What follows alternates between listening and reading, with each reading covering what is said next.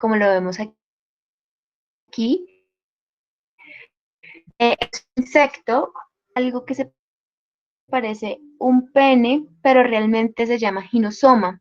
Aquí en esta parte de abajo, la estructura,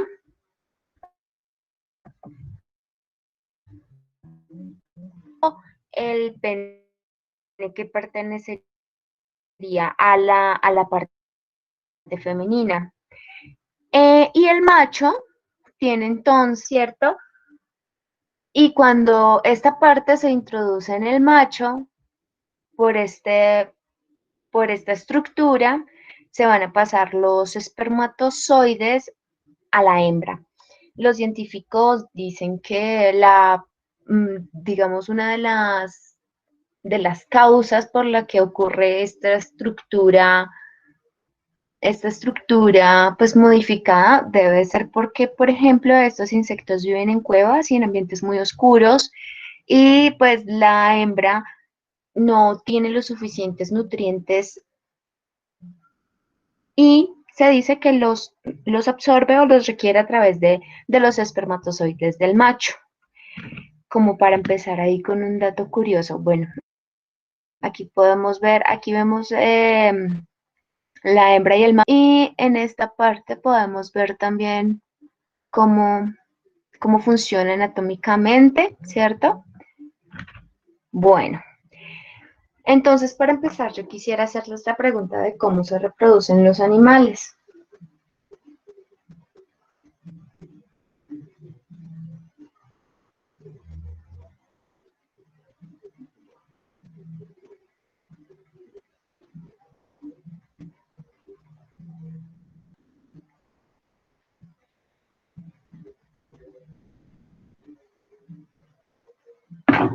A ver, ¿qué me responden ustedes?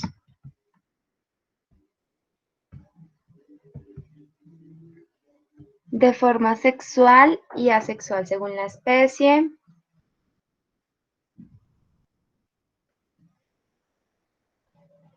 ¿Me regalan un segundito, por favor?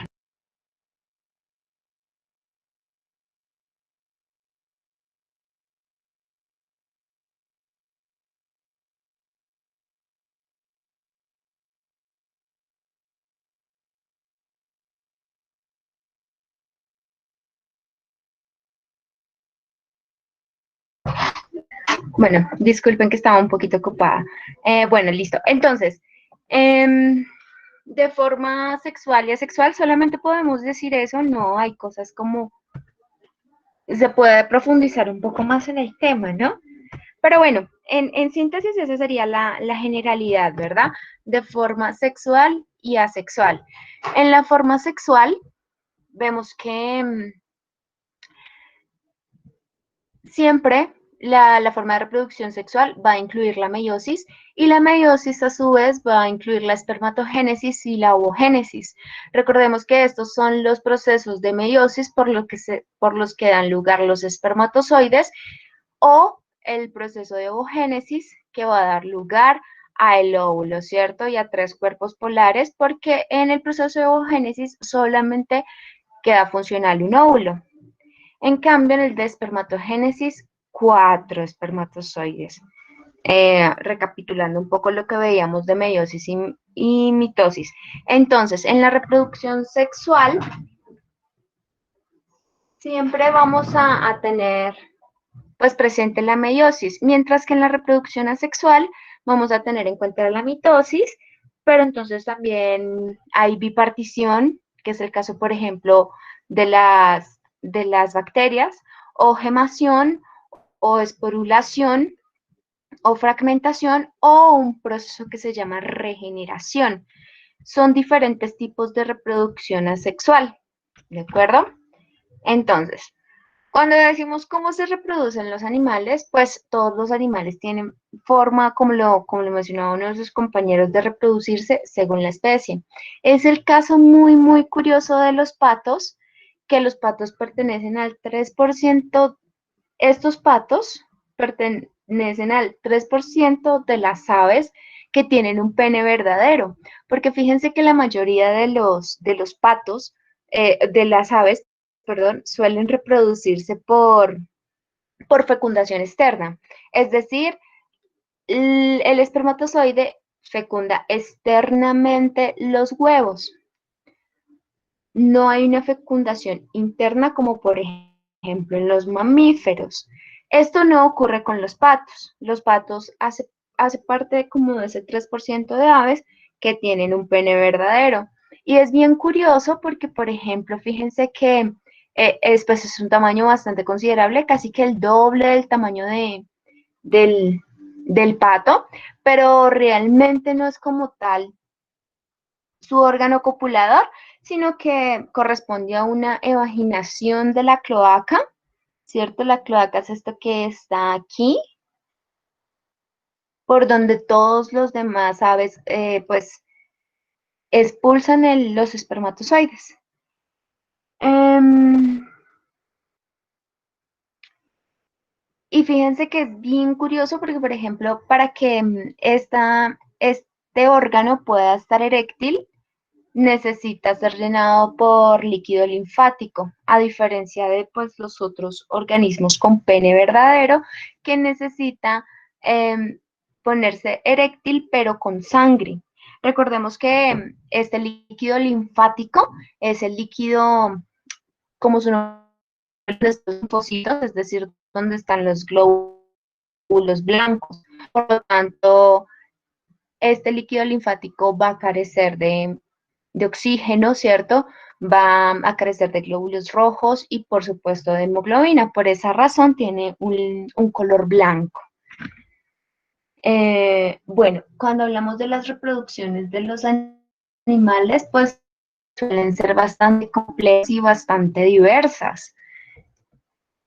Por ejemplo, hay una especie de pulpo en la que su órgano se expulsa de él, ¿cierto? Nada. Es decir, el pulpo está cerca de la hembra, pero no se acerca a ella, pero expulsa su órgano copulador y llega a la vagina del pulpo hembra.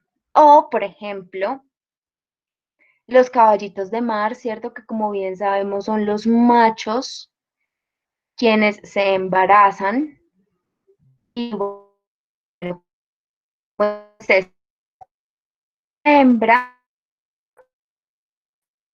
en esta parte de acá, este conducto es interno, esto de aquí no, esto es de aquí con la hembra, tiene una estructura que se le llama el oviscapto, cuando están la hembra, pasa los óvulos sin funda al caballo, y el caballito de mar macho lo que hace es guardarlos en esta bolsa y pues se da el proceso de fecundación de los huevos. Bueno, eso así como en cuanto a datos curiosos frente a los diferentes tipos de reproducción. Pero entonces, como ustedes lo decían, hay dos tipos de reproducción, ¿cierto? Asexual y la sexual. Entonces, cuando hablamos de reproducción asexual, tenemos que decir que se caracteriza por los siguientes aspectos. En el cual interviene un solo progenitor, no participan los gametos, ni femeninos ni masculinos, los descendientes son idénticos al progenitor y utilizan la mitosis o fisión como proceso reproductivo. Entonces,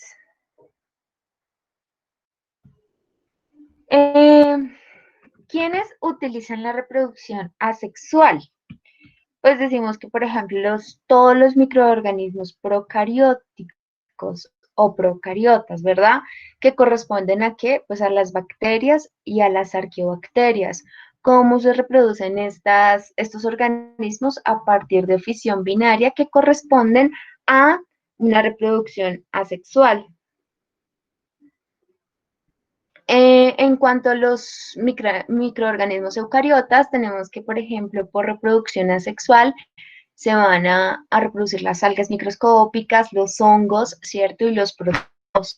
Pero también una gran parte de los invertebrados se van a reproducir de manera asexual, como por ejemplo los gusanos, ¿cierto? O algunos moluscos, algunos equinodermos y algunos artrópodos. En los vertebrados no encontramos reproducción asexual.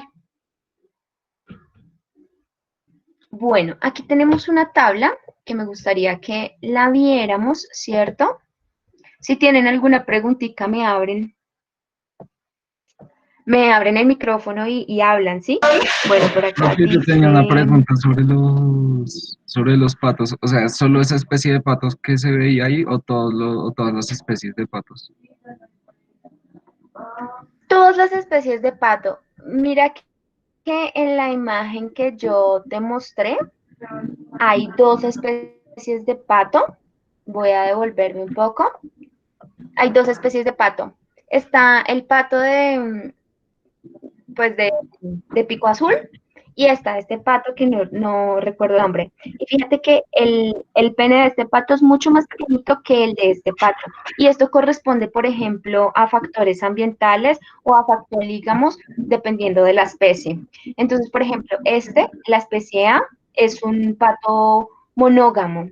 Según la estación, solamente se va a reproducir con una hembra, mientras que estos sí son polígamos. Entonces, bueno, también depende de la especie, el tamaño, pero sí todos los patos van a tener esta característica fisiológica, de diferente tamaño, pero sí. Ah, bueno, gracias, profe. Gracias a ti por preguntar. Listo, entonces seguimos. Cualquier preguntita me abren el micrófono. Bueno, entonces en esta tabla, quiero que pues miremos punto por punto, como para que lo tengamos en cuenta y claro. Reproducción en invertebrados. Entonces, por ejemplo, tenemos los poríferos. Los poríferos son todos por ejemplo, las esponjas de mar.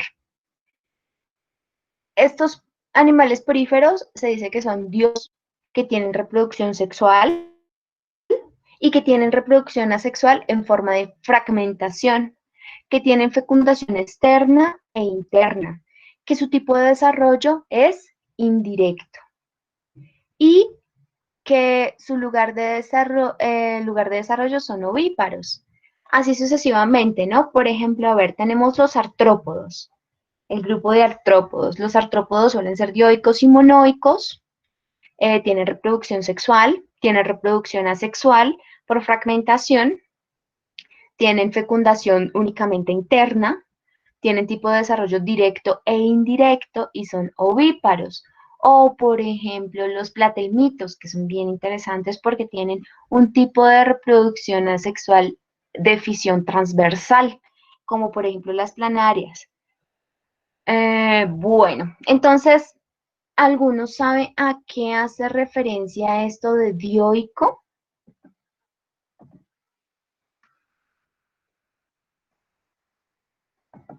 ¿Qué es eso de dioico o monoico?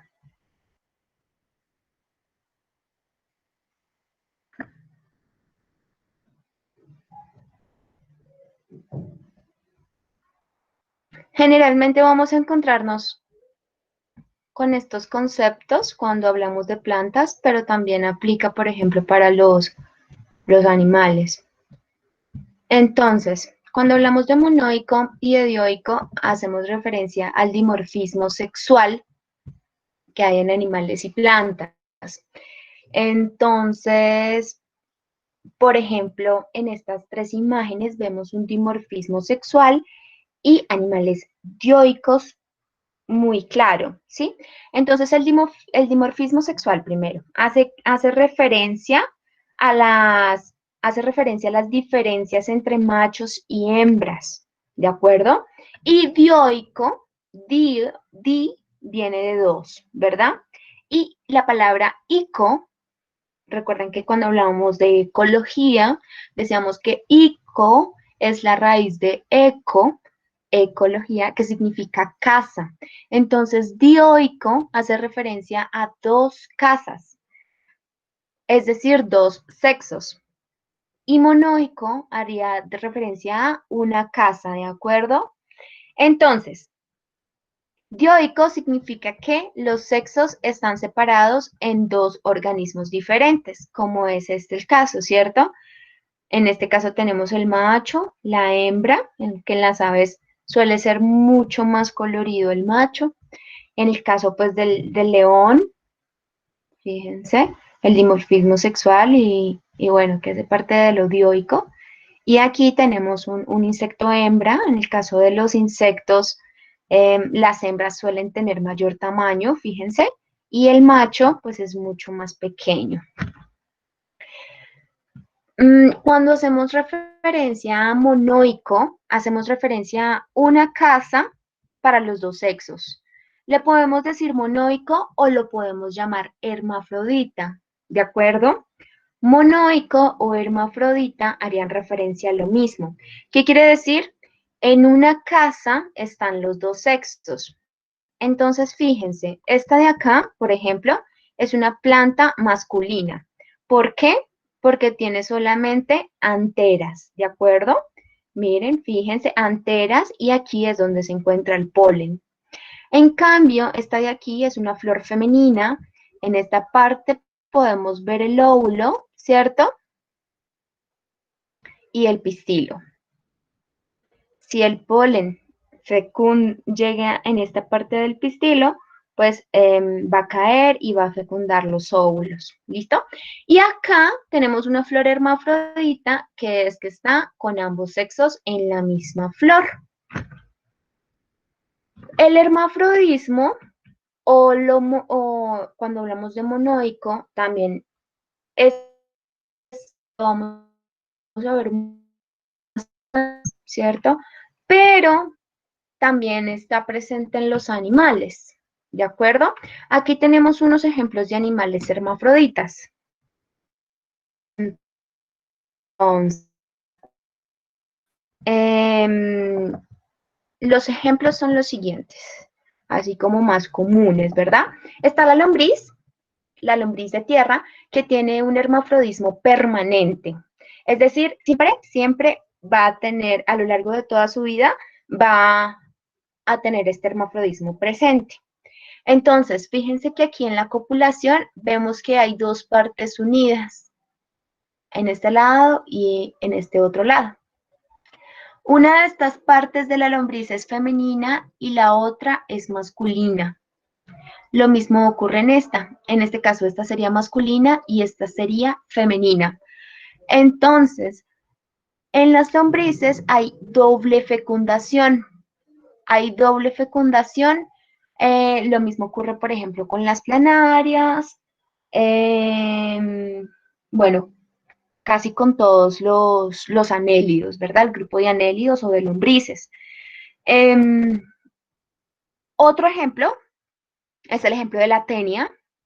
La tenia es este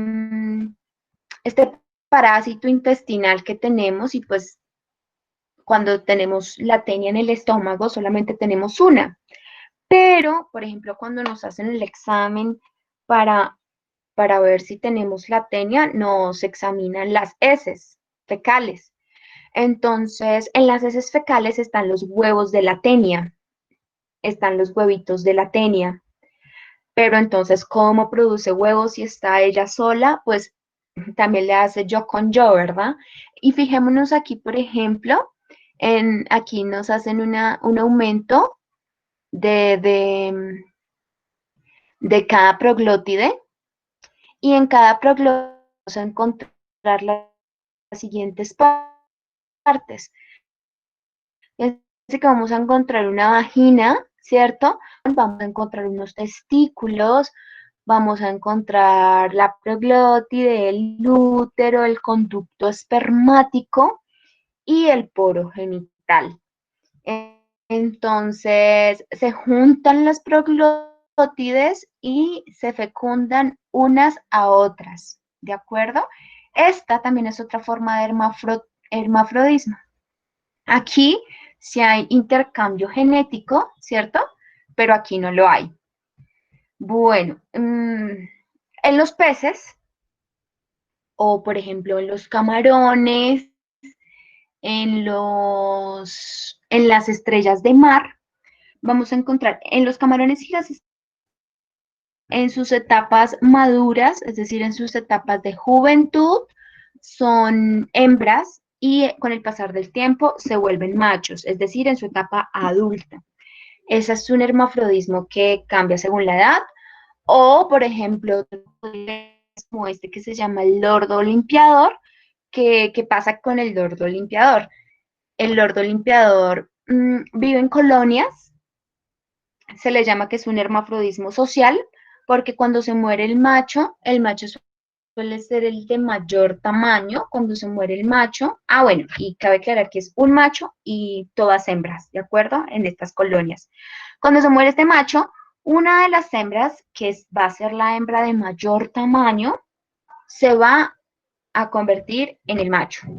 Y pues se va a inducir el cambio de género de, de esta especie. También este tipo de hermafrodismo social se le llama, también está presente, por ejemplo, en el pez payaso.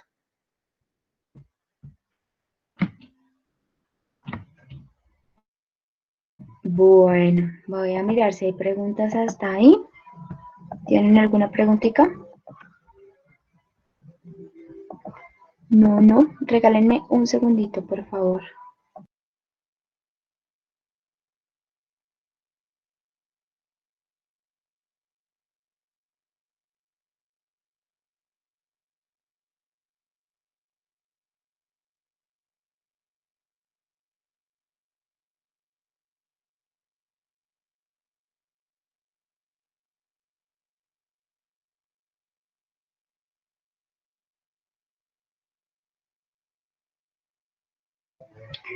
Bueno, entonces, Profe, yo tengo otra pregunta. O sea, los eso en organismos. cuanto al hermafrodismo o el monoidismo.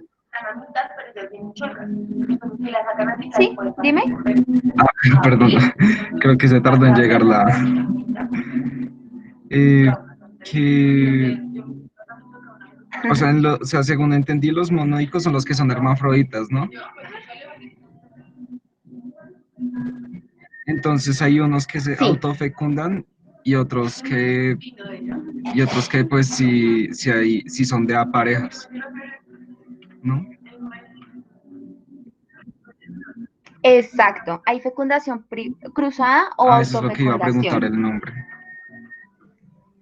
Fíjate que en el caso, sí, fíjate que en el caso de la autofecundación sería reproducción asexual, pero en el caso de la fecundación cruzada sí atendería fecundación, a reproducción sexual.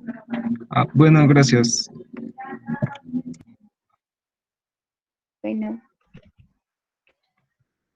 Bueno, por ejemplo, fíjense que aquí vemos otro tipo, yo les mostraba en esta imagen, ¿cierto? En la imagen anterior de las plantas, que en una sola flor pueden estar los dos géneros. ¿M? Entonces, el femenino y el masculino. Sin embargo, también hay plantas que, por ejemplo, esta maíz, en esta partecita de aquí abajo, vemos la inflorescencia femenina. La inflorescencia femenina. Es decir, todas estas flores de aquí son femeninas. Y aquí en la parte de arriba vemos la inflorescencia masculina. ¿Qué quiere decir? Que esta planta, ¿cierto? Tiene los dos géneros separados, no atendería como tal al hermafrodismo, sino más bien también aplica como monoica, pero no es hermafrodita la flor, ¿de acuerdo? Es decir, en una sola planta están los dos géneros, es monoica, ¿cierto? En una sola casita están los dos sexos, pero las flores no son hermafroditas, ¿de acuerdo? Como si es el caso, por ejemplo, de este tipo de flor. Bueno, también tenemos reproducción asexual. Esto correspondería a a la reproducción sexual en las plantas, ¿verdad? Esto corresponde a la reproducción asexual en plantas. Entonces, las plantas también se reproducen de manera sexual por algo que llamamos los estolones. Por ejemplo, aquí vemos una reproducción vegetativa bastante común que son los estolones de la fresa. Entonces, fíjense que no es una raíz, no es un pedazo de ramita, no, se le llama estolón, ¿de acuerdo? Es la forma de reproducción vegetativa. O también podemos hacer reproducción vegetativa, no sé si lo han intentado en sus casas, pues sembrando papa, ¿verdad? Si sembramos una papa, nos van a hacer otro organismo totalmente igual al que, hablando genéticamente, ¿verdad? Del que proviene esa papa originalmente. También es una forma de reproducción asexual y se le llama reproducción vegetativa, ¿de acuerdo? Por estolones, en este caso ay, olvidé el nombre bueno, en el caso del tubérculo, ¿de acuerdo? Bueno, también hay reproducción asexual o vegetativa por medio de los rizomas. Los rizomas no son raíces, pero se parecen un poquito. Tienen esta diferencia porque por las diferencias morfológicas entre una raíz y un rizoma, ¿de acuerdo? Fíjense que plantas como estas tienen raíz, pero también tienen rizomas. ¿Listo? Los rizomas son los que van a dar lugar a otra planta. Esto pasa, por ejemplo, con la planta de plátano, de banano, de coco. Se van a reproducir por medio de esta estructura. Hay una canción infantil que dice como de un bananero nace otro bananero, bueno, pero pónganle la música, y de otro bananero nace otro bananero. Es mediante estos rizomas. Bueno, eso, digamos, hablando así a nivel muy amplio y muy general de los diferentes tipos de reproducción sexual y asexual en plantas y algunos organismos o grupos animales, ¿verdad? Recuerden que tenemos los poríferos, los artrópodos, bueno, todo el grupo de invertebrados, de vertebrados, o para que nos demos una idea de que la reproducción va a variar según el grupo de animales del que estemos hablando o según el grupo de plantas del que estemos hablando. Es importante anotar que, por ejemplo, las únicas plantas que se reproducen sexualmente son las plantas con flor. Todas las plantas que no tienen flor se van a reproducir, pues, asexualmente, ¿cierto? También por medio de esporulación o por medio de esporas, como, como por ejemplo los helechos o por ejemplo los musgos. Bueno, en cuanto a la reproducción del sistema humano, ¿cierto? El sistema reproductor humano, ¿qué podemos decir? Pues vamos a dar algunas generalidades. Es muy curioso que cuando uno les pregunta a ustedes estos temas en el salón de clase, uno les pregunta, pues, ¿a qué hace? ¿Cuáles son las partes del sistema reproductor masculino? Ustedes dicen por lo menos una o dos. Igual con el sistema reproductor femenino. Bueno, y es importante conocer todas estas partes y ver cómo funcionan y ver cómo se interconectan unas a las otras, porque gracias a todos estos estudios, por ejemplo, la ciencia avanza en conocimientos como mm, para evitar enfermedades de transmisión sexual o para evitar embarazos no deseados, ¿cierto? Entonces no es solamente aprenderse esto de memoria porque sí, sino porque fíjense que cuando uno tiene un conocimiento de esto, empieza a comprender muchísimas otras cosas y por qué suceden, ¿no? Como por qué a la mujer, por qué, ¿de acuerdo? Bueno, entonces, vamos a dar una visión rápida del sistema reproductor humano masculino. Y es que este viaje va a empezar aquí en los testículos, ¿verdad? Cuando decimos que aquí en los testículos es donde se va a reproducir, donde se van a fabricar los espermatozoides. Los testículos están sobre unas bolsas de piel, ¿cierto? Exactamente 7 capas de piel que se les llama el escroto. ¿Por qué tiene 7 capas de piel? Resulta que esas 7 capas de piel lo van a aislar térmicamente del cuerpo. Por esa razón, las gónadas masculinas o los testículos están fuera del cuerpo y cuelgan. Necesitan estar aisladas térmicamente del cuerpo porque los espermatozoides deben permanecer a una temperatura de 34 grados.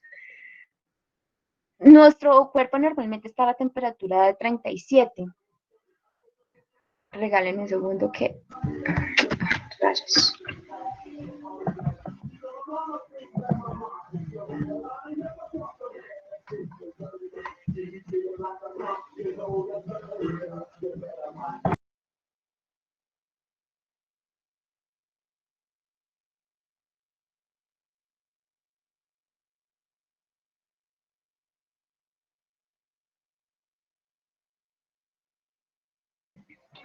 Listo, disculpen que pusieron música a todo volumen y no podía concentrarme. Bueno, ahora sí. Entonces, les decía que el escroto tiene que aislar térmicamente a los espermatozoides de la temperatura del cuerpo, porque el cuerpo normalmente está a 37 grados. Los espermatozoides se pueden fabricar a 34 grados. Por ejemplo, cuando los hombres están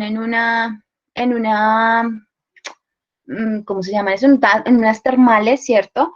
O incluso, por ejemplo, los hombres que manejan auto, o por ejemplo, o bueno, autos grandes como las mulas, y tienen que durar tanto tiempo sentados, su producción de espermatozoides disminuye. Disminuye porque aumenta la temperatura de, de las gónadas. Bueno, aquí se fabrican. Luego pasan a un lugar que se llama el epididimo, y aquí se terminan de madurar los espermatozoides. Posteriormente, ¿cierto? Se van a conducir por los vasos deferentes, que van a ser el canal por el que van a subir, y se encuentran con la vesícula seminal. Esta vesícula que encontramos acá. Como su nombre lo dice, la vesícula seminal es porque esta vesícula va a aportar el líquido al que le llamamos el semen, ¿verdad?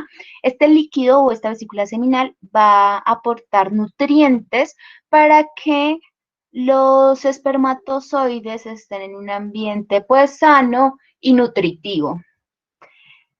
Posteriormente va a seguir su camino, encontrándose, por ejemplo, con la próstata y con la glándula bulbouretral, que también van a producir más líquido seminal con diferentes propiedades para darle nutrientes a los espermatozoides y para que sea más fácil el tránsito, ¿cierto? Por la uretra,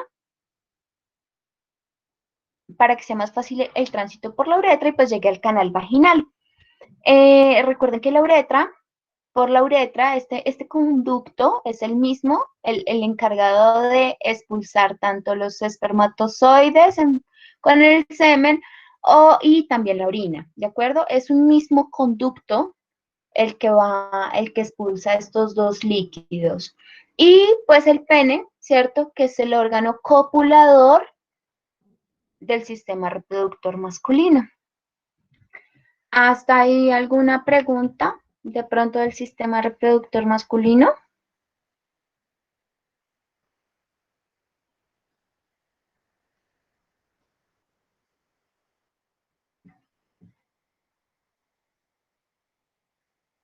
Bueno, de esto se podría hablar mucho, ¿verdad? Podríamos hablar, por ejemplo, de el tema de la circuncisión del prepucio, de, por ejemplo, el cáncer de próstata, de porque fíjense que antes ya no se hace el examen de la próstata. Para hacer el examen de la próstata, se, el urólogo, que es el ginecólogo, el que estudia el sistema reproductor femenino de la mujer, ¿cierto? El doctor del sistema reproductivo de la mujer, o el urólogo, que es el doctor del sistema reproductor masculino. El urólogo me metió un dedo por el ano para tocar el tamaño de la próstata. Actualmente ya no se hace eso. Si la próstata estaba muy grande, pues entonces hay que operarla porque el hombre le duele a orinar, ¿cierto? O se orina de a goticas. Y esto, por ejemplo, el tamaño de la próstata se va agrandando cuando el hombre se aguanta las ganas de orinar, por ejemplo. Bueno, en cuanto al sistema reproductor femenino, ¿qué podemos decir? El sistema reproductor femenino va a constar de unas partes externas, ¿cierto? Y de unas partes internas. Entonces, en las partes externas, ¿qué hay? El monte de Venus, el clítoris, la uretra, los labios mayores, ¿cierto? La vagina, los labios menores y el ano. Entonces, fíjense que la mujer tiene uno, perdón, dos y tres orificios. Fíjense que la uretra es un canal diferente a la vagina. ¿Por dónde le llega el periodo a la mujer?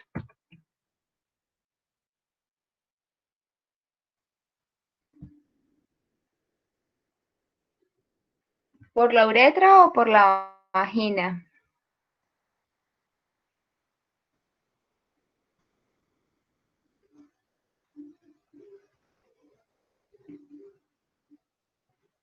Sí, ¿por dónde le llega el periodo a la mujer? Dice María por la vagina. ¿Qué dice Dimi? ¿Dimiar?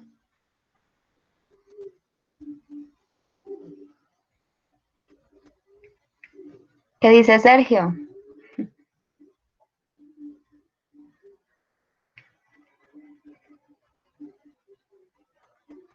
¿Por qué no por la uretra?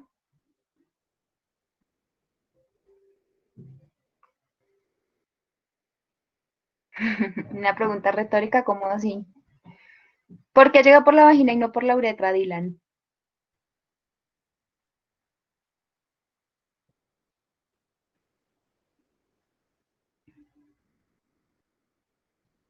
Muy bien. Entonces, en efecto, como lo dijo María, ¿cierto? La uretra solamente se va a encargar de expulsar la orina. Si nosotras orináramos por la vagina, pues los orines serían de un tamaño descomunal, ¿verdad? Sería muy grande. Fíjense que, y como lo decía Dimi también, bueno, pero hay que ponerlo más en contexto.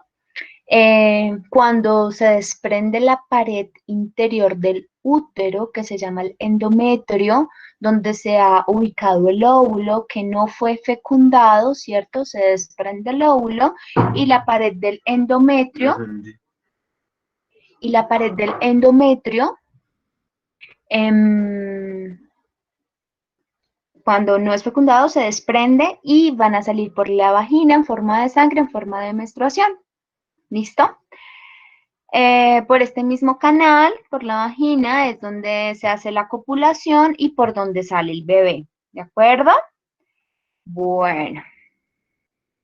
En cuanto a las partes, bueno, es importante decir que, por ejemplo, bueno, ¿qué función tiene el clítoris? Se dice que el clítoris la única función que tiene es producir placer, lo que es bien extraño porque solamente se ha mostrado que los animales que sienten placer teniendo relaciones sexuales o copulando son los humanos y los delfines. Fíjense que ningún otro animal, por ejemplo, mamífero, tiene un órgano, ¿cierto? Que le cause placer, como es el caso del clítoris. Eh, bueno, bueno, estas imágenes son bastante mm, poco cercanas a la realidad, pero bueno, es una forma de explicarlo, pero para que lo tengan ahí en cuenta, ¿verdad? Bueno, entonces, en cuanto a los órganos internos, tenemos la uretra, ¿cierto? El conducto uretral, más bien. Tenemos pues la vejiga urinaria, el útero. Fíjense, aquí tenemos el útero.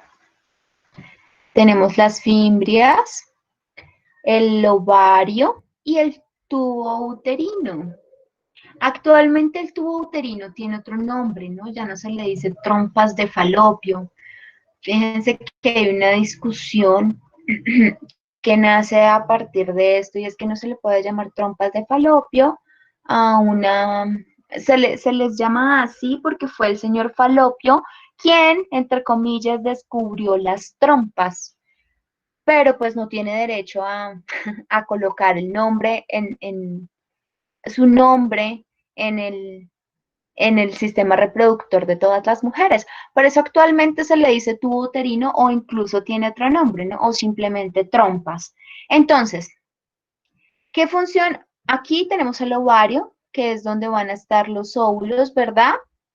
Los óvulos cuando maduran van a ser transportados por los tubos uterinos y precisamente cuando está en esta porción donde nos está señalando la parte, en esta porción es donde la mujer es más fértil. Cuando el óvulo sale del ovario, está haciendo su tránsito por el tubo uterino, cuando está en esta parte es cuando es más fértil. Bueno, termina de hacer su tránsito, llega al útero. Si es fecundado, termina de hacer el tránsito, llega al útero y se acomoda en la parte superior del útero y pues empieza a hacer división celular, mitosis, ¿verdad? Pero si no es fecundado, entonces llega aquí a la pared superior también del útero, pero se va a desprender con el endometrio, que es la pared interna del útero, que se ha engrosado para soportar o para dar alimento al nuevo óvulo fecundado, pero como no fue fecundado, entonces sale, ¿verdad? Y sale por el orificio vaginal. Algo muy interesante, por ejemplo, con el útero, y es que normalmente tiene el tamaño de una manzana o de una naranja, ¿cierto? Pero puede llegar a tener el tamaño de una sandía. ¿Por qué? Porque es aquí donde se guarda el bebé. Bueno, aquí quise traerles también un datico curioso, ¿cierto? Y es, por ejemplo, el ciclo ovárico y uterino, pues de manera muy simplificada. Y es que la fase folicular del óvulo, ¿cierto? Ocurre en la fase menstrual del 1 al 5.º día, la proliferativa del 6 al 13 y la secretora del 15 al 28. ¿Cómo entendemos? Es un poquito mejor con esta imagen. Con esta imagen que a propósito es bastante interesante. Como el día 1, ¿de acuerdo? Entonces hay mujeres que pueden menstruar de 1 a 2 días, ¿cierto? Días, de 1 a 6 días, de 1 a 5 días, de 4 días. El promedio está entre 4 y 5 días, pero entonces esto va a depender de los hábitos alimenticios de la mujer, de la genética de la mujer, etcétera. Hay variación en esto, ¿de acuerdo? Pero con lo que no hay variación es que 4 días después de que se acaba la menstruación, 4 días después, en los días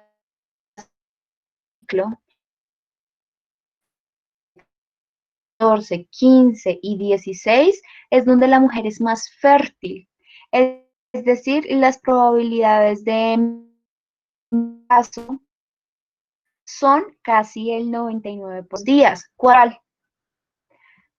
Por ejemplo, actualmente hay muchos métodos de planificación sintotérmicos,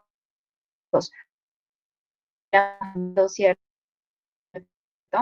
Para que tengan relaciones sexuales días donde se es menos fértil. Fíjense que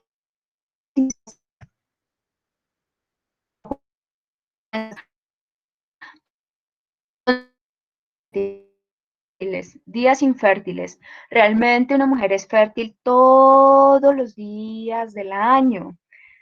Incluso muy rara vez, pero puede pasar, ¿cierto? Que una mujer quede embarazada durante la menstruación porque un mes sale de acá, ¿verdad? Del lado. El otro mes el óvulo sale del lado derecho. Entonces, todos los meses está ovulando de los de izquierda,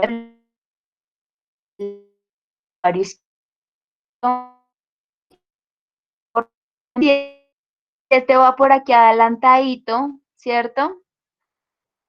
Y el espermatozoide es capaz de llegar. Obvio es más difícil porque entonces los espermatozoides llegan aquí al útero y con el endometrio cayendo y con el óvulo cayendo, pues es más difícil pasar la barrera, ¿verdad? Pero puede pasar, ¿de acuerdo? Entonces una mujer es fértil todos los días del año, pero en la etapa donde si una mujer quiere quedar embarazada, pues 4 días después de la menstruación. Estos cambios, fíjense, esta lectura de acá se repiten cada 28 días, aunque hay mujeres que les llega más rápido o les llega la menstruación más rápido o es más lenta. Entonces puede variar a 25 o a 3. Bueno, fíjense que hablar de los sistemas sexual nos conduce directamente a hablar de las enfermedades de transmisión sexual. Y es que para esto sirve, ¿cierto? Que uno hable de los sistemas de reproducción. Aquí tenemos dos imágenes bastante fuertes, ¿cierto? Esta de aquí, bueno, yo no sé si ustedes han escuchado que el virus del papiloma humano solamente las mujeres lo desarrollan, pero los hombres son las que lo transmiten. Dice que sí, es así, pero en muchos casos el virus del papiloma humano se puede observar físicamente en el hombre con esta expresión, unas verrugas genitales. No pasan todos porque es más frecuente que se desarrolle como tal en el sistema reproductor femenino y que posteriormente se pueda convertir en un cáncer, ¿cierto? El cáncer del virus del papiloma humano, que es una de las mayores causas, por ejemplo, también puede tener una manifestación física en el hombre, para que lo tengan ahí en cuenta. O, por ejemplo, la imagen del lado derecha es causada por un herpes simple. Piense que estudiar los sistemas de reproducción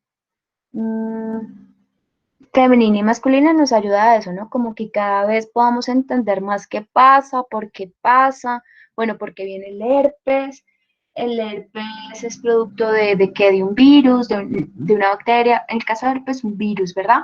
Pero por ejemplo en el caso de la gonorrea es una bacteria. Entonces, bueno, ¿cómo funciona la gonorrea y cómo podemos atacarla?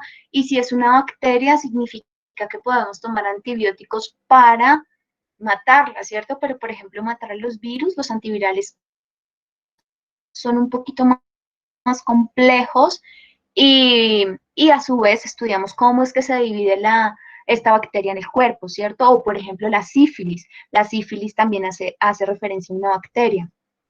Hay virus que sí son más difíciles de cuidar, ¿cierto? Como, por ejemplo, el VIH.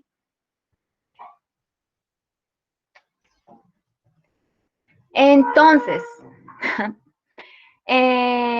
bueno, eso hasta ahí de los sistemas reproductores.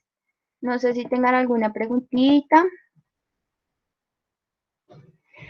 Bueno, Dylan, fíjate que esa vacuna de la que tú hablas, de la vacuna del virus del papiloma humano, se supone que solamente se le aplican a mujeres, ¿verdad? Y a mujeres que tengan 14 años. Creo que a mujeres mayores de 14 años no se le aplican, si no estoy mal. Y creo que ha causado algunos efectos adversos en algunos cuerpos. Pero sí, bueno, habría que investigar un poco más sobre el tema de la vacuna. Pero creo que todo se está buscando. Y tiene que ser antes de, o sea, es como la vacuna que te ponen contra el sarampión o la vacuna que te ponen contra, antes de obtener la enfermedad, ¿verdad? Porque después no sirve. Bueno, el profe Miguel me pidió el favor de que les socializara un poco con lo que se van a enfrentar en el examen del ICFES. Y bueno, yo quisiera contarles, yo sé que de pronto ya les han contado de esto un poco, pero vamos a pasarlo así rápidamente. En el examen del ICFES les van a dar un cuadernillo que está pues con todas las preguntas y con todas las preguntas de las diferentes materias. También le van a dar aparte la hojita de respuestas, la que ustedes tienen que llenar, ¿cierto? Y pues una hoja de operación que ustedes puedan como también agarrar sus ideas ahí en la hojita ¿de qué? De operaciones. Está múltiple, ¿cierto? Con una sola respuesta. Están compuestas por un enunciado que van a presentar una situación, una figura, un texto, etcétera, y una tarea de evaluación. Entonces, bueno, cuando se dice que con múltiple respuesta y única, pues ustedes deben solucionar solamente una, eso ya lo saben. Y acá, específicamente, en la prueba de ciencias naturales, ¿qué les van a evaluar? Fíjense que es muy interesante lo que dice este documento y dice que, me voy a permitir leerlo, ¿de acuerdo?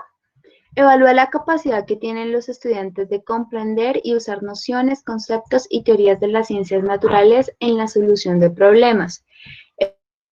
Evalúa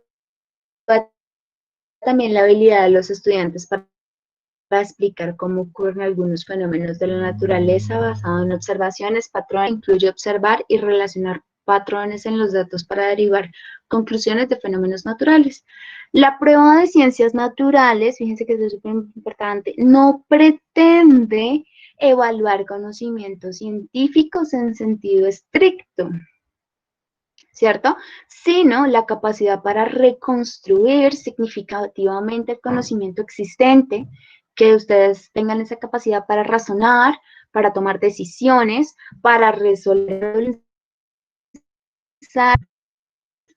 y valorar de manera crítica el conocimiento y sus consecuencias en la sociedad y en el ambiente. Es súper importante esta última parte. Debemos tener en mente todos estos conceptos científicos, ¿verdad? Las nociones de para qué o por qué sirven, y tener esa capacidad de razonar y analizar y ser muy cuidadoso con nuestro pensamiento, ¿verdad? No responder a la loca, sino pensarlo un poco. Bueno, ¿qué competencias se evalúan? Fíjense que en las primeras clases que nos dimos, yo les hablaba un poco de las competencias que evaluaba el examen de la Universidad Nacional y son exactamente las mismas. ¿Cuáles son esas competencias que evalúan? Pues el uso comprensivo del conocimiento científico, que es lo que acabamos de decir, la explicación de fenómenos, la narración. Habíamos hablado previamente para que le conceptos específicamente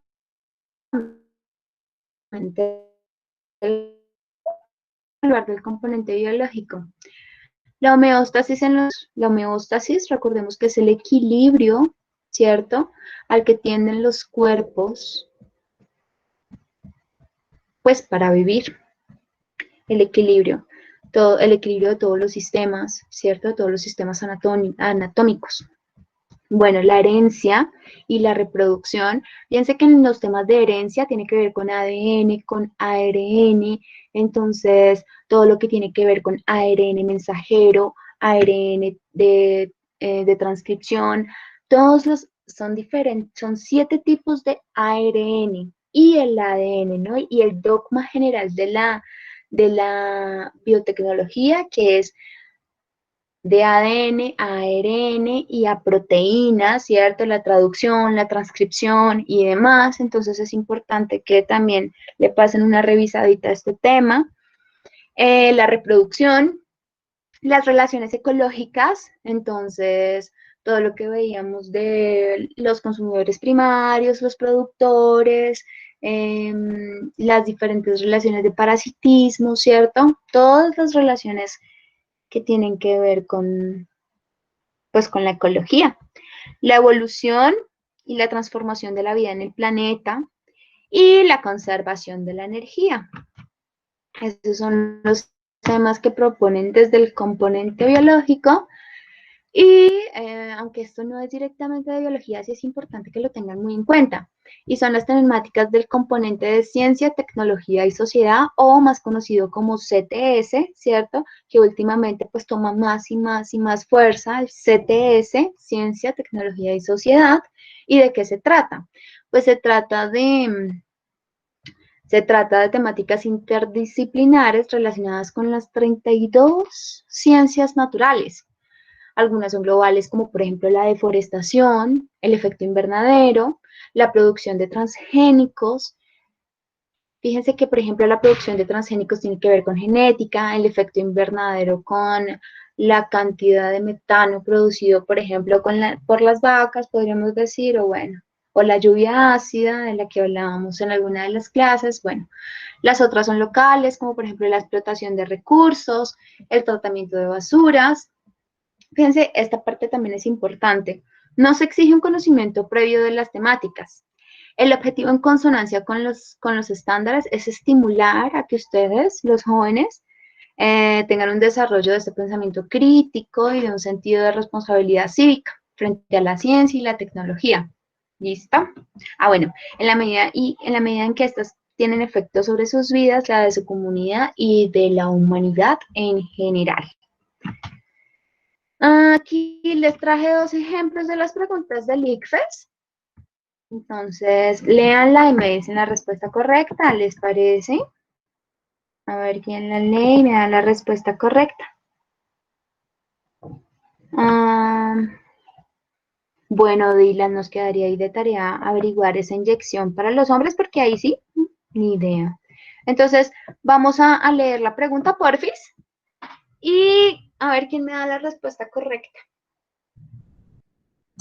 ¿Yo la puedo leer? Sí, por favor, si me ayudas, fantástico. Perdón si me trabo. El modelo muestra una red trófica marina. Entonces, pues la pregunta es, la pesca indiscriminada de varias especies de atún ha llevado a las organizaciones ambientales a implementar estrategias para impedir su extinción. Con base en la información anterior, ¿qué sucedería al ecosistema marino a mediano plazo si se extingue el atún? Entonces, A, disminuirían las poblaciones de pez lobo debido al aumento de su principal depredador. B, aumentarían las poblaciones de tiburones porque podrían alimentarse de todos los otros niveles tróficos.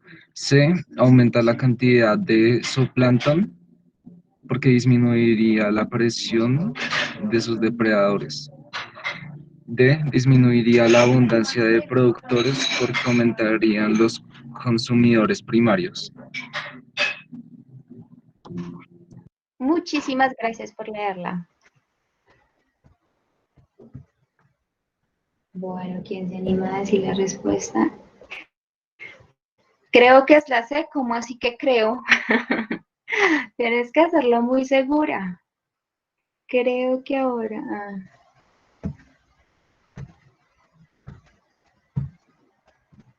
A ver, ¿quién dice otra?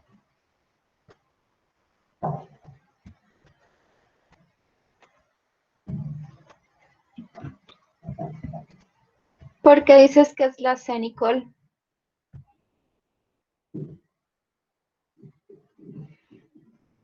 Según yo es la D, Cristian. Bueno, argumenten por qué es la D.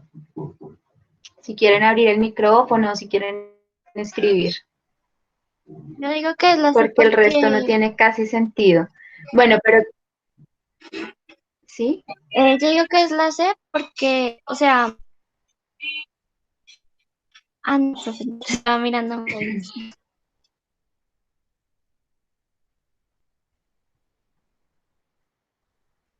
¿Por qué, cariño?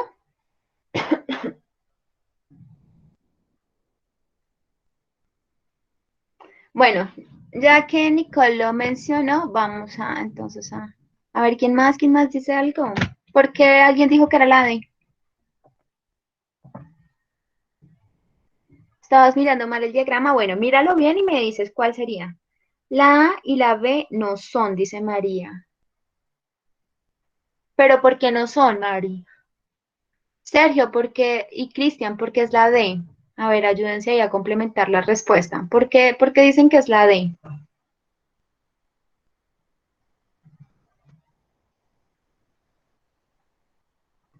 Disminuiría la vida.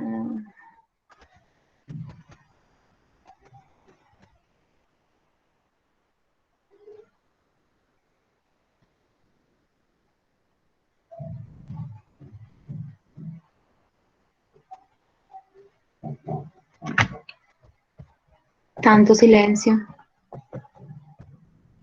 Dice Sergio. Dime. Yo creería que es la D porque, o sea, al ser el atún el que se come al calamar, ¿qué? Ah, sí, al calamar y a las sardinas, entonces ya no habría como ese depredador,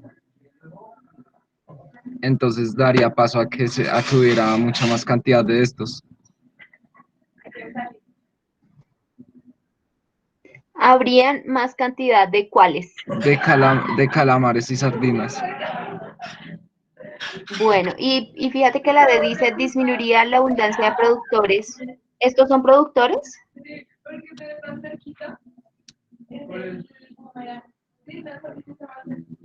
¿Qué? Ay, perdón, no sé por qué dije de... Ay, no, olvídelo. Bueno, pero fíjate que de eso se trata, ¿no? Como que lo pensemos dos veces. ¿Estos son productores? No, ¿cierto? ¿Estos son animales de qué tipo? ¿De qué consumidores de qué tipo? ¿Quiénes son los productores acá?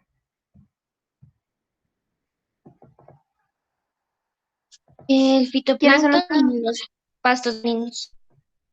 Muy bien, muchísimas gracias. Entonces, los productores son los pastos marinos y el fitoplancton. Entonces, disminuiría la abundancia de productores porque aumentarían los consumidores primarios. Esto es verdadero? Si tú dijiste, aumenta la cantidad de calamar, aumenta la cantidad de sardinas, ¿qué significan? Que se van a comer más los, a su vez las sardinas van a comer más zooplancton, ¿verdad?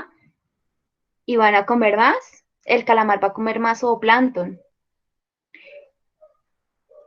Y si se comen el zooplancton, pues van a tender a desaparecerlo, ¿verdad? Y, por ejemplo, los pastos marinos estarían full. Entonces, la D no es, ¿cierto? Definitivamente la D no es, porque según este razonamiento que tú hiciste, que el razonamiento es válido, pero entonces la respuesta aún no, ¿cierto? Entonces la D sería incorrecta. A ver, ¿qué más dijeron por acá? Mm, bueno, ya vieron bien el esquema, ¿cierto? Por ahí María había dicho antes que la A y la B no eran. Ahora ya lo pensó mejor y dijo que era la A. A ver.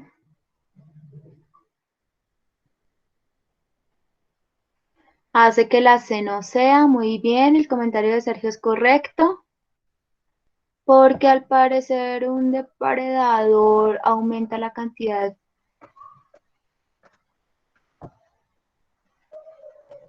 Muy bien, chicos, es la A, ¿cierto? Es la A, ¿por qué? Empecemos a descartar las otras. Y bueno, es importante que no pasen por alto, por favor, aunque yo sé que todos lo vieron, al parecer por el razonamiento que hizo el compañero, ¿cierto? Y es que no pasen por alto estos daticos que están en cajitas, que están en cuadros, ¿verdad? Estos son la clave. Entonces, no lo pasen nunca por alto, siempre tienen que ver toda la imagen en todo su esplendor. Entonces, la dirección de la flecha indica sirve de alimento a, ¿cierto? Entonces, el atún sirve de alimento al tiburón, el calamar sirve de alimento al atún, las sardinas sirven de alimento al atún y bueno, así sucesivamente. Entonces decimos que la D no es, ya dijimos por qué no. La C, aumentaría la cantidad de zooplancton porque disminuirían la presión de su...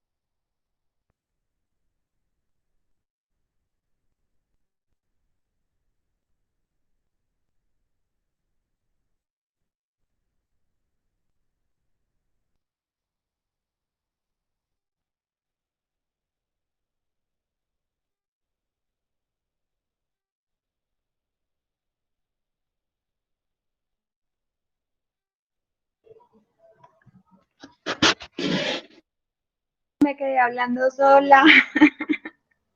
¿En qué parte quedé? ¿En qué parte quedaron?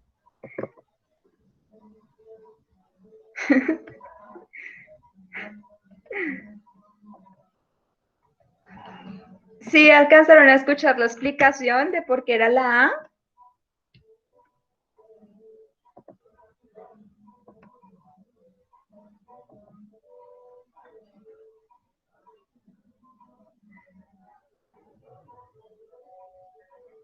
Ay, ok, bueno, entonces voy a repetir.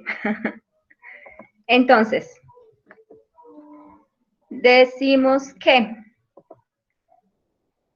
estábamos en la C, ¿verdad? En la C dice, aumentaría la cantidad de zooplancton porque disminuiría la presión de sus depredadores. Entonces nos vamos a la imagen. Sí, aumentarían el zooplancton. Ah, bueno, esta ya la habíamos dicho, ¿verdad? No puede aumentar el zooplancton porque habría más carga en sus depredadores, es decir, si desaparece el atún, hay más calamares y más sardinas, es decir, se van a alimentar más del zooplancton. Entonces, esto de que disminuirían la presión de sus depredadores es mentira, ¿verdad? Porque pues aquí ninguno de estos está desapareciendo, sino está aumentando. En la B, Aumentarían las poblaciones de tiburones porque podrían alimentarse de todos los otros niveles tróficos. Fíjense que les estaba diciendo que esta información que nos dan en esta respuesta no la tenemos. Es decir, puede que sí, puede que el tiburón, ¿cierto? Se pueda alimentar de los calamares, de las sardinas, bueno, yo qué sé, del pez loro, pero esta información no nos la da la imagen.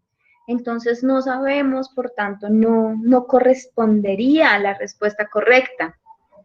Y la A, disminuirían las poblaciones de pez loro debido al aumento de su principal depredador. Entonces miremos que el pez loro, ¿cierto?, sirve de alimento al calamar. Y si el atún desaparece, pues entonces los calamares van a aumentar. ¿Qué quiere decir? Que el pez loro va a empezar a disminuir, ¿cierto?, sus poblaciones. Por esa razón era la A. Entonces, fíjense que antes de dar la respuesta final, analicen bien la imagen, analicen bien las preguntas, descártenlas para que no se vayan a equivocar. Bueno, ¿quién me ayuda a leer esta, porfis?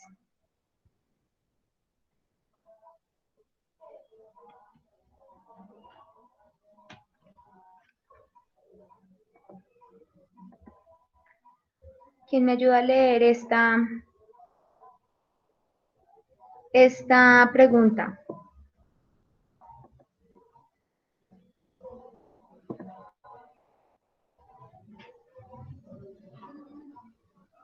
Yo, profe, yo la leo. Listo, te escuchamos. Los ecosistemas se consideran sistemas abiertos porque en su mantenimiento es fundamental el flujo de materia y energía, que intercambian de manera constante en su medio externo. De acuerdo con la anterior información, ¿cuál de los siguientes modelos representa precisamente un ecosistema abierto?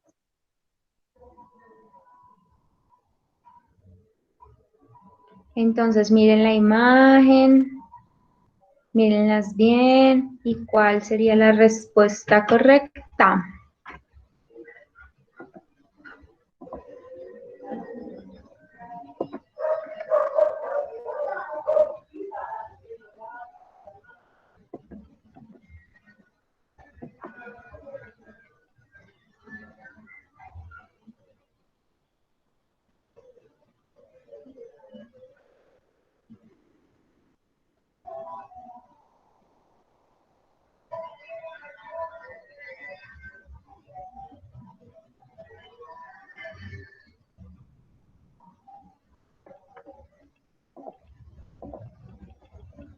La C, dice Sergio.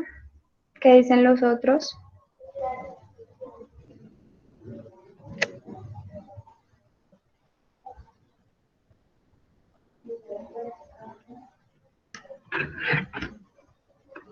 A ver, ¿quién dice otra respuesta? ¡Rápido, chicos!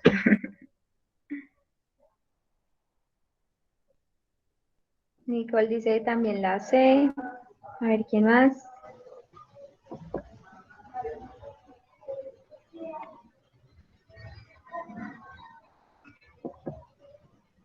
Bueno, ahora ¿quién me dice por qué será la C? Háblenme por el micrófono, porfis. ¿Por qué es la C?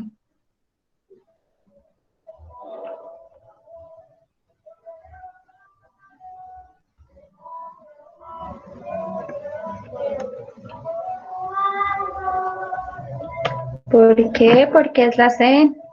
Los escucho. Hay salsa en la calle y no puedo hablar.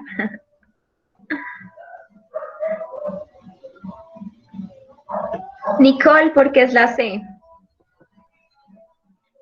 Porque decían que los ecosistemas son sistemas abiertos porque intercambian energía entre el exterior y, o sea, cogen energía del exterior y también le dan energía al exterior.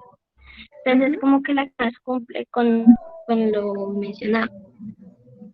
Y pues la que no podría ser porque pues la descansa el producto sino de los consumidores. O sea, no tiene sentido. Muy bien. Entonces sí, fíjense qué es eso. Fíjense que en la respuesta A solamente hay una entrada, ¿verdad? En la respuesta B hay entradas pero no hay salidas. En la respuesta C hay entradas y hay salidas, hay entradas de energía, ¿cierto? Y salidas de materia y también de energía. En esta solamente hay salidas.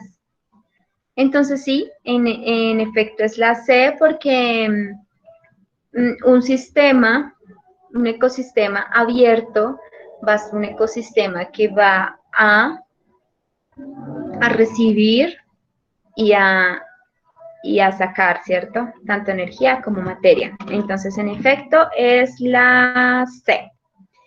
Bueno, yo sé que ya deben estar un poquito cansados, pero les voy a hablar así rápidamente del sistema nervioso. Quiero contarles que, como lo hemos hecho en veces anteriores, cuando yo les hablo de un sistema, no lo hago solamente en el sistema del grupo de los humanos, ¿cierto? Sino a nivel general de todos los grupos, de los nidiarios, de los platelmitos, de los anélidos. Entonces, bueno, aquí tenemos 3 imágenes. ¿Por qué es importante el sistema nervioso? Pensemos que el sistema nervioso es de vital importancia, ¿cierto? Porque es el que nos va a ayudar a mantener la homeostasis en el cuerpo, está pendiente de todo lo que pasa dentro y fuera del cuerpo. El sistema nervioso es el que nos conduce a buscar pareja, a mirar si estamos en peligro. Y todos los animales tienen un sistema nervioso diferente. Por ejemplo, aquí tenemos una hidra, donde vemos una red nerviosa, pues bastante simple, podríamos decir. Aquí tenemos una planaria, donde tenemos dos cordones, ¿cierto? Laterales, se llaman cordones nerviosos laterales, y unos nervios transversales que se asemejan como una escalera. Tiene unos ganglios cerebrales pequeñitos y una aurícula. En el caso de los anélidos, como la lombriz de tierra, es un poquito más complejo que los anteriores, ¿cierto? Tiene un cordón nervioso ventral con ganglios, es decir, ya es un poquito más grande, una red de nervios lateral y un encéfalo. El de los artrópodos, en este caso del cangrejo, se parece muchísimo al de la lombriz de tierra. Solamente que tiene un ganglio torácico que le da como una forma de araña también a su sistema nervioso. En cuanto a los moluscos, como por ejemplo el calamar, se les llaman, son los encefalópodos, precisamente los pulpos y los calamares, encefalópodos, porque tienen un encéfalo, ¿cierto?, bastante desarrollado, que le va a permitir hacer acciones rápidas, y gracias a esos movimientos, a esas conexiones sinápticas rápidas debido al encéfalo, es que el calamar y los pulpos pueden moverse rápidamente. Y en los vertebrados, como por ejemplo el gato, ¿cierto? Vamos a encontrar que hay un cerebro en el encéfalo anterior, que hay un encéfalo medio, que hay una médula espinal. Súper importante la médula espinal en todos los vertebrados. Entonces, el sistema nervioso en el ser humano se va a dividir en dos, ¿cierto? Dos principales, dos únicos, que son el sistema nervioso central, o SNC, sistema nervioso central, que es el que está de azulito, que se va a componer del encéfalo y de la médula espinal. Y el sistema nervioso periférico, que es donde están los nervios torácicos, los nervios lumbares, bueno, todos los nervios que están alrededor del cuerpo. El tejido nervioso, ¿de qué se compone, chicos? El tejido nervioso solamente va a estar compuesto de dos células principales, y con esto ya acabamos por hoy. Dos células principales, que ¿cuáles van a ser? Las neuronas, y unas células que se llaman las neuroglías. Las neuronas se le conocen también como las fibras nerviosas, ¿cierto? Y las neuroglías se les llaman como células gliales. Entonces, las neuronas, fíjense que vamos a encontrar de diferente tipo de neuronas. Están las neuronas motoras o multipolares, las neuronas sensoriales o unipolar, y la interneurona o la neurona multipolar. Según su función, ¿cierto? Según su ubicación va a cambiar la forma. Pero básicamente las tres neuronas se va a componer de unas partes específicas. Ejemplo, las dendritas. Las dendritas, fíjense, estas son las dendritas. Aquí tenemos las dendritas en esta neurona motora, o por aquí tenemos las dendritas en esta neurona, interneurona. Y es que dendrita viene de la raíz del griego dendro, que significa árbol. Entonces, fíjense que parece un arbolito, y es aquí en las dendritas donde se dan las conexiones sinápticas, ¿verdad? Donde se juntan unas con las otras para recibir los impulsos eléctricos o impulsos hormonales que van a dar, pues, que van a llevar a cabo, pues, una acción del sistema nervioso. El axón es este de acá, miren, fíjense, el axón es esto que vemos como, bueno, aquí tiene este color amarillito y está recubierto, fíjense, como de un azulito. Al axón se le conoce como el cuerpo o el eje de la neurona, ¿verdad? El eje, más bien, el eje de la neurona. Este eje, por ejemplo, si se forman muchos axones, muchos axones, es lo que va a dar lugar a los nervios, ¿de acuerdo? Los axones, especialmente los que están en el cerebro, están cubiertos por una vaina y esa vaina tiene mielina. La mielina lo que va a hacer es proteger al axón. Pero, por ejemplo, si hay muy poquita mielina, no, perdón, si hay exceso de mielina aquí en los axones, se produce una enfermedad que se llama la esclerosis múltiple. Bueno, para que lo tengan ahí en cuenta, entonces axón, dendritas y el cuerpo celular, ¿cierto? Que es donde van a estar todos los organelos de la célula. ¿Cuáles organelos? Pues la mitocondria, el núcleo, los ribosomas, el retículo endoplasmático liso, el retículo endoplasmático rugoso, todos los organelos de la célula van a estar aquí, ¿cierto? En el cuerpo celular, dependiendo pues el tipo de neurona. Listo, chicos, eso sería todo. Sin embargo, pues no dejen de estudiar los otros sistemas que nos quedarían pendientes, como por ejemplo el sistema endocrino, el sistema muscular, el sistema respiratorio, bueno, como para que le echen una miradita. No siendo más,